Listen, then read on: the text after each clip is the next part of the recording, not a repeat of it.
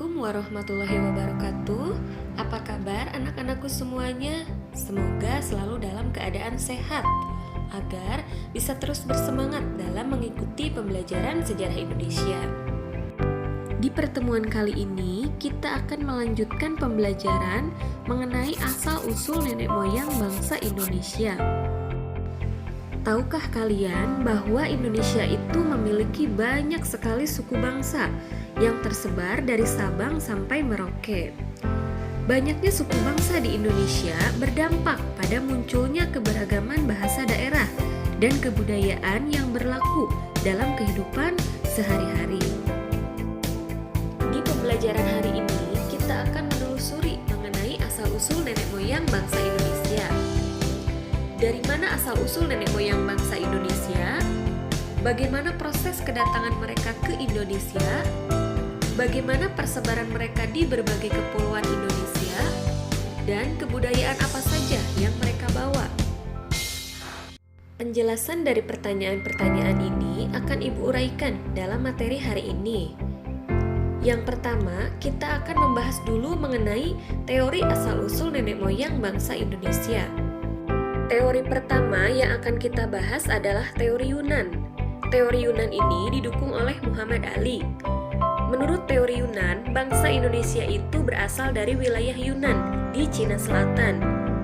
Masyarakat Yunan dipercaya datang secara bergelombang ke Asia Tenggara itu melalui sungai-sungai besar seperti Sungai Mekong dan Chao Phraya dan berlanjut sampai ke Indonesia.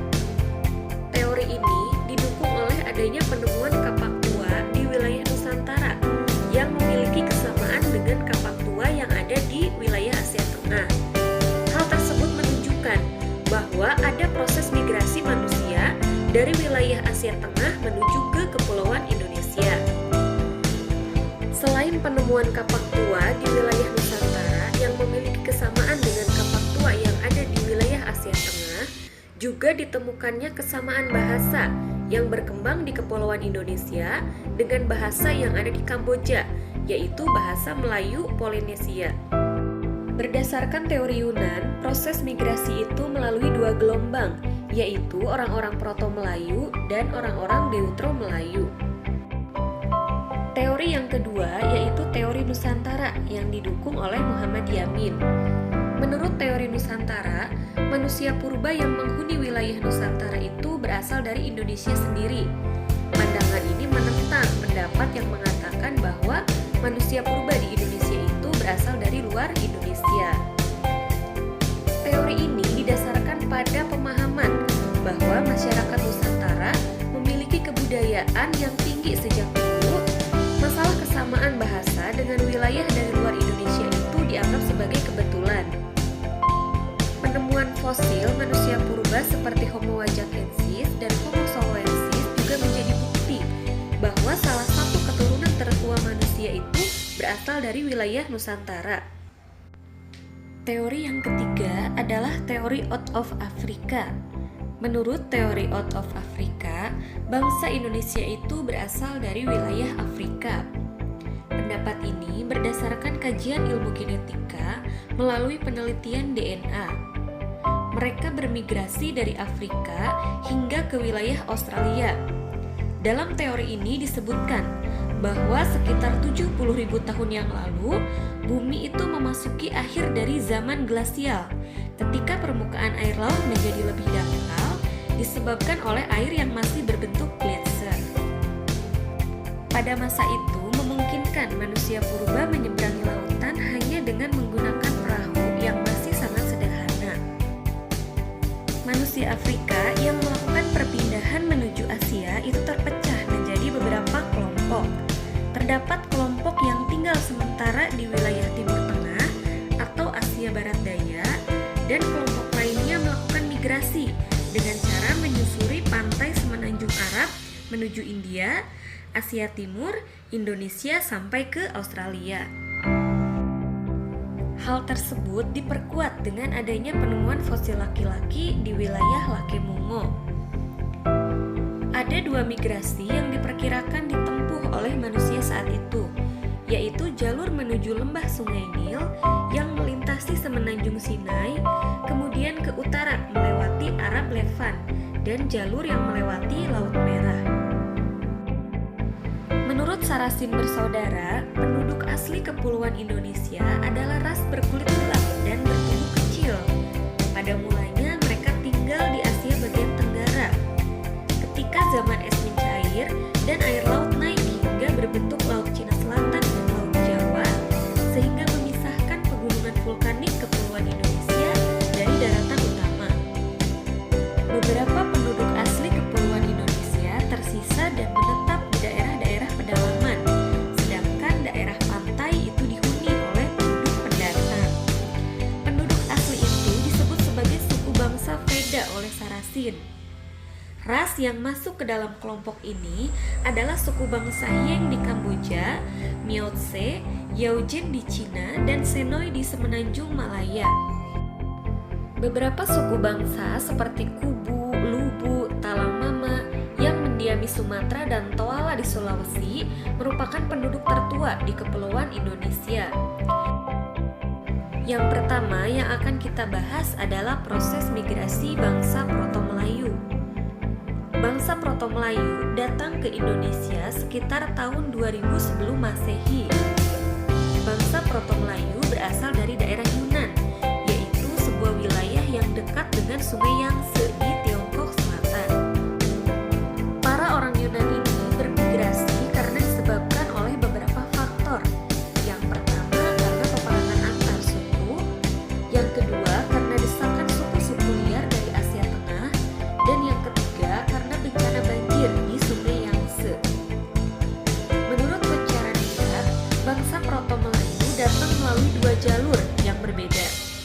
Ada yang mengambil jalur Yunan, Indochina, Siam, dan Kepulauan Indonesia. Rombongan ini menyebar di Sulawesi dan Papua. Keturunan Proto-Melayu yang menempuh jalur ini antara lain suku Toraja. Rombongan lainnya menyebar ke Sumatera, Kalimantan, Jawa, Bali, dan Nusa Tenggara. Keturunan Proto-Melayu yang menempuh jalur ini antara lain suku Nias, suku Batak, Dayak, dan Sasak. Ciri-ciri fisik bangsa Proto-Melayu adalah kulit sawo matang, rambut lurus, badan tinggi ramping, bentuk mulut dan hidung sedang. Kedudukan bangsa Proto-Melayu di Indonesia semakin lama semakin terdesak ke wilayah timur Indonesia karena kedatangan bangsa Deutero-Melayu. Suku bangsa yang merupakan keturunan Proto-Melayu yaitu suku Toraja, suku Sasak, suku Dayak, suku Nias, suku Batak, dan suku Kubu. Yang kedua adalah proses migrasi bangsa Deutero-Melayu. Bangsa Proto-Melayu diperkirakan datang ke Indonesia pada tahun 500 sebelum Masehi. Bangsa ini merupakan percampuran dari bangsa Proto-Melayu dan bangsa Arya. Bangsa ini berasal dari Indochina bagian utara.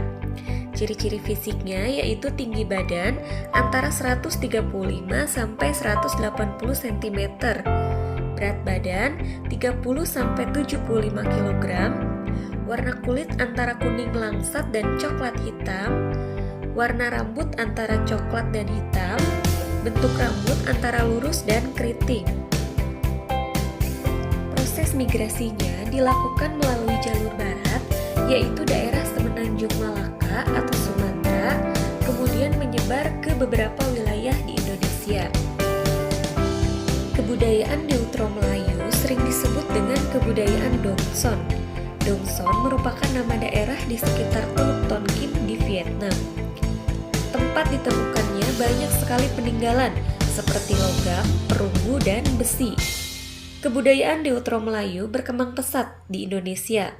Keturunan dari bangsa Deutero-Melayu ini yaitu suku Aceh, Minangkabau, Jawa, Sunda, Betawi, Bali, Bugis, Manado, dan Makassar.